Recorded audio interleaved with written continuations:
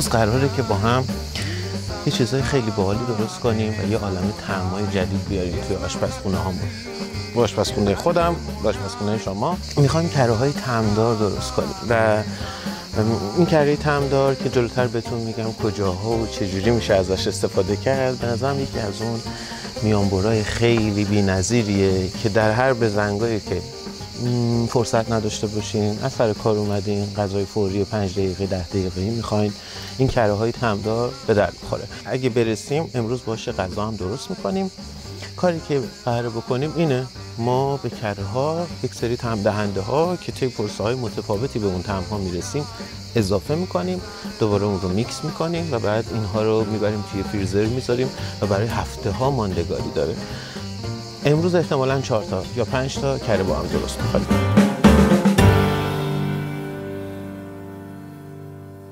برای اولین کره‌مون من یه دونه سیر رو برداشتم، یه مقداری بهش روغن اضافه میکنم و میذارم فعلا تا یه مقداری کبابی بشه. ریحون ایتالیایی چیدم. نکته‌ای که باید بهتون بگم اینه که این کره ها رو شما هم میتونید مواد اولیه‌اش اما سبزی یا هر چی که هست رو با دست ساتوری کنید و به کره اضافه کنید و با دست هم بزنید. نتیجه این کار یه کره یه مقدار با بافتا و دونه های رنگی مشخص داره. میتونید مثل من از غذاساز استفاده کنید، از گوشت‌کوب‌های برقی میتونید استفاده بکنید. ما قراره امروز یک بازی خلاقانه بکنیم. اصلاً من دارم روی مواد مشخص و خاصی تاکید نمی کنم، بنابراین خودتونم بهش خیلی آزاد نگاه کنید.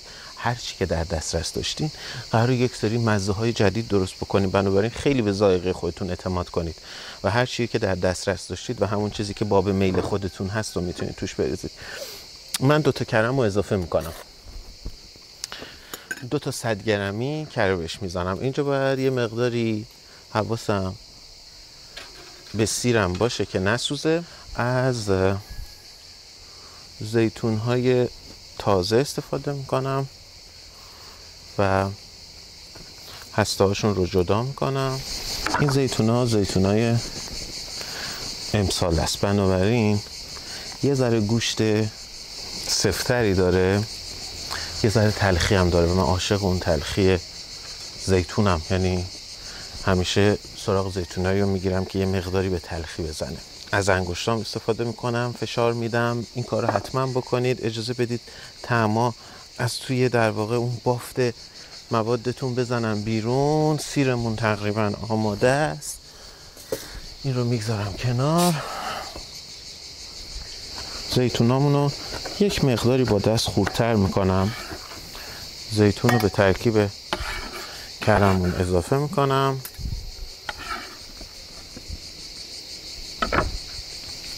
میریم سراغ سیرای کبابی نرم شدمون.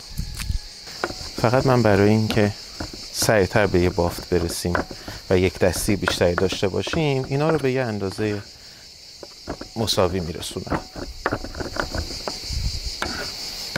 اینا از سیرامون اضافه میکنم. ساقهاشون زیاد تر و تازه نیست، وگرنه اگر ساقه ریحوناتون تر تازه بود بریزید، ساقه هم بریزید.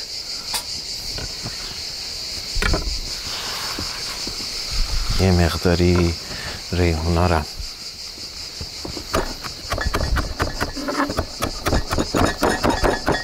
اینم از ریحونامون.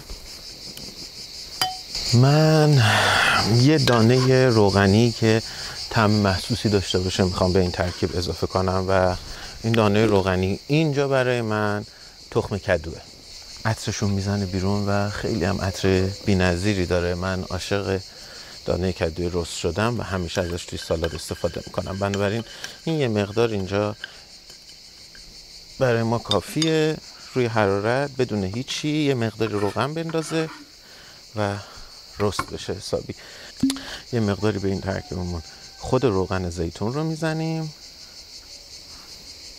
در کنار زیتونمون البته زست لیمون، فلفل سیاه هم میزنیم. به شکل کلی کره به خاطر اینکه یک قشای کلی دور هر موادی که درش میریزین رو میگیره و مانع ورود اکسیژن بهش میشه، بنابراین شما تقریبا میشه گفت اون طعمه رو حفظ کردید، بدون اینکه از این گله داشته باشیم که مثلا فلان چیز رو توی فریزر میذارم و بعد بیمزه میشه و دیگه ارزشش رو نداره که این کارو بکنم. یه مقدار خیلی کم نمک اضافه میکنم برای اینکه میخوام بهش پنیر بزنم و پنیر سیاه‌مزگی بزنم، بنابراین نمک کمتری بهش میزنم و یه مقدار پنیر رو همینجوری درشت توش رنده میکنم. دوست داشتید بتونید پارمزان هم بزنید، بنابراین میتونید از هر پنیری که در دسترستونه استفاده بکنید.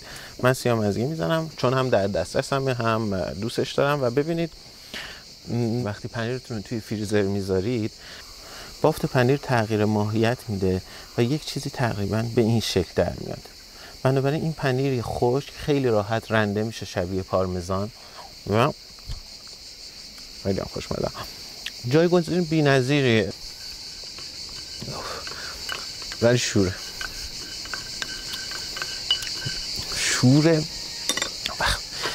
یه حجم زیادی از طعم و مزه میاد تو دهنتون، انگار یه گله گوسفند تو این پنیره، کاملا بوی مثلا یلاقا رو میده. نمیدونم این بوها رو دوست میدارید یا نه، ولی طبیعیه و از طبیعته، بنابراین من خیلی دوست دارم. پنیر باید وقتی میخورین تو دهن منفجر شه، طعم‌ها تخمیری، یک مقدار شور، خیلی خوشمزه است. خب اینجا کدوهامون داره تقریبا رنگ میگیره. لیمویی که زستشو گرفتیم و من آب نصفش رو هم به ترکیبمون اضافه میکنم.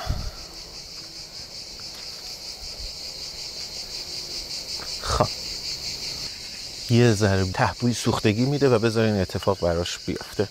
این رنگ مد نظر ما از تخم کدو هاست و من اون رو هم به این ترکیبم اضافه میکنم. خب میریم برای میکس کردن این ترکیب.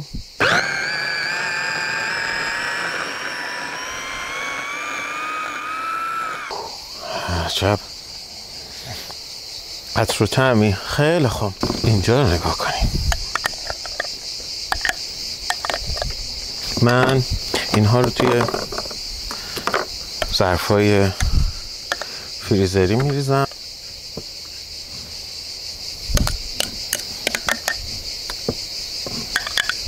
من آمدانه یه مقداری درشتر این رو برمیدارم چون شیفته این بازی رنگم و اجازه میدم که اینا بیفته. عصرونتون رو با 2 تا دونه نون توست و یه مقدار از این کره راحت میتونه راه بندازه و حالا کارهای خیلی بیشتری که میتونید باش بکنید. این فعلا میره توی یخچال. بریم برای کره شماره 2.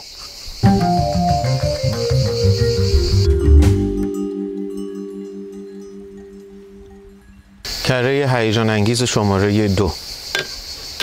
تابه کوچیکمون رو میذاریم تا یه مقدار داغ بشه و یک مقداری تخم گیشنیز رو من فقط یک مقدار خوردش میکنم. این رو اضافه میکنم به تابم.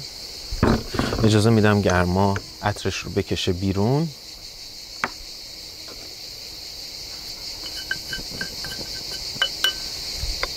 دو حبه سیر داریم.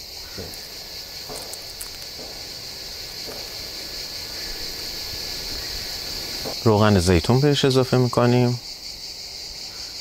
اکسترا ورجن روغن زیتون فرابکر بهش اضافه میکنیم. 1 عدد میخک بهش اضافه میکنیم. ترکیبی از پودر گوجه، پاپریکای دودی و پول بیبر رو، این 3 تا ترکیب رو هم به روغنمون اضافه میکنیم. 1 قاشق تقریبا چایخوری زردچوبه هم داریم. 2 تا دونه سیرمون هم میریزیم با این موادمون، یه کمی تفت بخوره و همش میزنیم.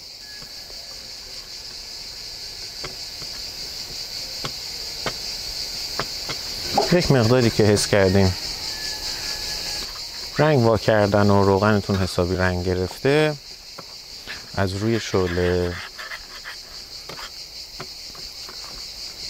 برش دارید. بسیار خوب.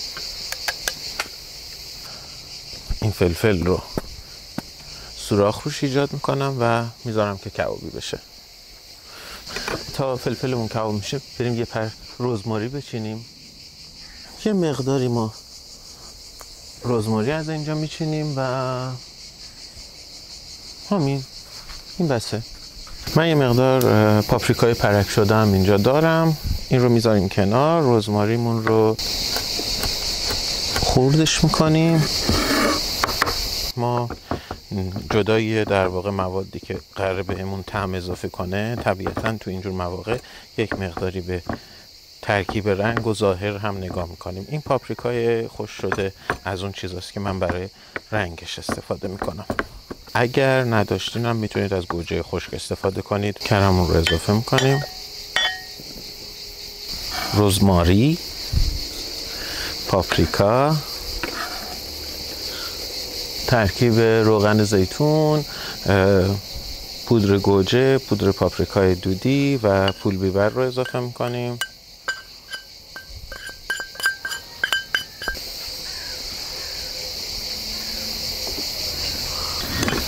یه دونه فلفل سبز تند هم من خرد میکنم و به این ترکیبمون اضافه میکنم.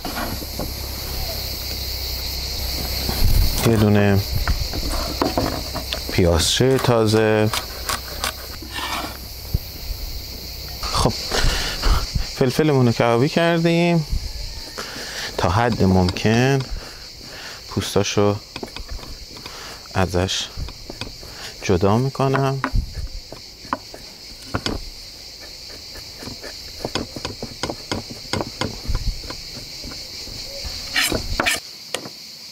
تا همین اندازه بسته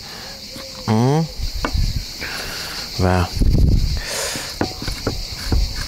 هسته هاش هم ازش جدا میکنیم.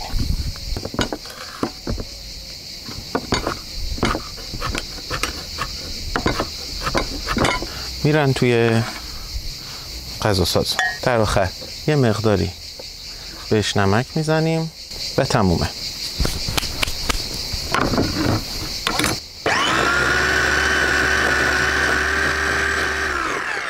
خوش رنگ، ترکیبی از طعم دودیه و طعم غنی فلفل کبابی به همراه ادویه هایی که با روغن زیتون کمی سرخ شدن، بنابراین عطر قوی تری دارن، رنگ خیلی زیبایی داره و این هم از کره دوم ماست.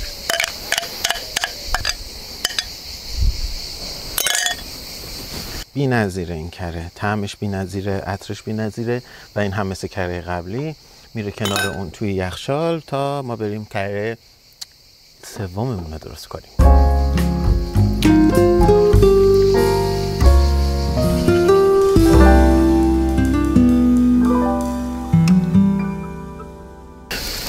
اولین کاری که برای کره بعدیمون باید انجام بدیم، یه دونه پیاز قرمز رو میذاریم بهش تا یک مقداری خیلی کم تفت بخوره. یه کره زعفرونیه که برای تهیهش از کره محلی استفاده میشه که با شیر گاومیش تهیه شده. کره من اینه، ولی شما میتونید باز از همون کره معمولی استفاده بکنید. این کره به نظر من خیلی رایحه آشناییه. یه مقداری نمک اضافه میکنیم. یه مقدار زعفرون رو من دم کردم، گذاشتم سرد شده و اون رو بهش اضافه میکنم. در این سمت من یک مقداری زرشک رو خیسوندم، یه مقداری بهش روغن زیتون اضافه میکنم و تمام سعیمون رو میکنیم که ایشون رو بلندش کنیم.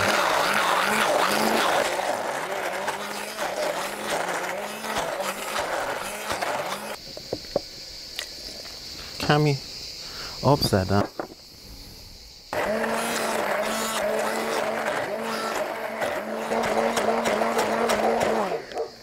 به این ترکیبمون زست لیمو اضافه کنید و کمی آب لیمو، چند پر کوچیک جعفری رو من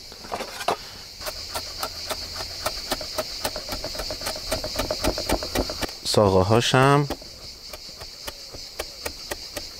تا حد ممکن ریز و ساتوری میکنم، برای اینکه خود ساقه ها طعم خیلی ویژه‌ای دارن و به نظرم متفاوت از طعم برگا.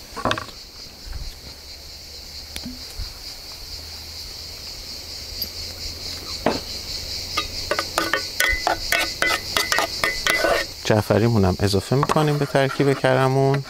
تقریبا در این مرحله که یک مقداری شیشه‌ای شدن از روی شعله برشون میدارم. این ترکیب پیاز رو که در واقع کار شیرین کننده زرشکای ما رو به عهده داره و قراره که از قند آزاد شده پیاز برای زرشکا استفاده کنیم، به خود زرشکا اضافهش میکنیم و دوباره چند تا پالس میکسش میکنیم.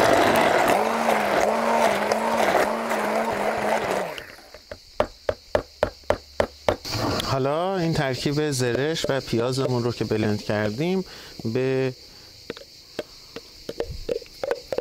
کره هامون اضافه میکنیم. تا همینجا زرش پلو با موقع اومده و چه ترکیب بی نظیریه که بریزید روی پلوهاتون و مرغ رو باش مزه دار بکنید. این کره مخصوص این کاره و بی نظیر میشه برای طعمدار کردن مرغ.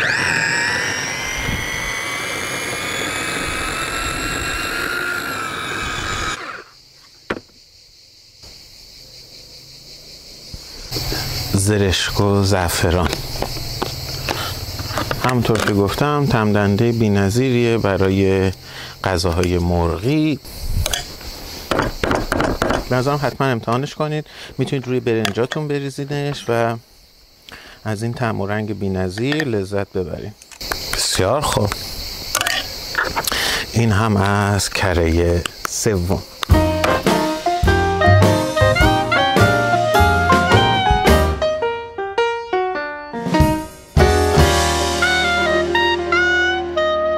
برای کره چهارممون ما به یه مقداری پیازچه نیاز داریم که من اونها رو یه مقداری خوردش میکنم و میذارم بالای شعله. ما دوباره برای این یکی کرمون یک مقداری زیتون داریم. من اینها رو با فشار دست گوشتشون رو از هسته جدا میکنم. یه حبه سیر داریم. نگاه به پیازچه هامون میکنیم. اگر دیدید بعضی ها که جوون و نازکترن کباب شدن، میتونیم اونها رو جدا کنیم.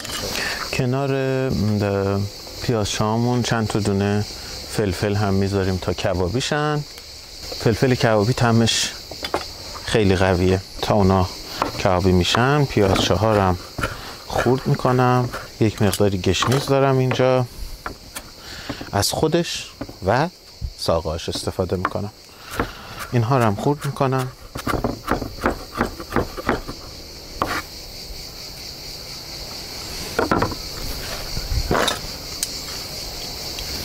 در آن سو تخم گشنیز،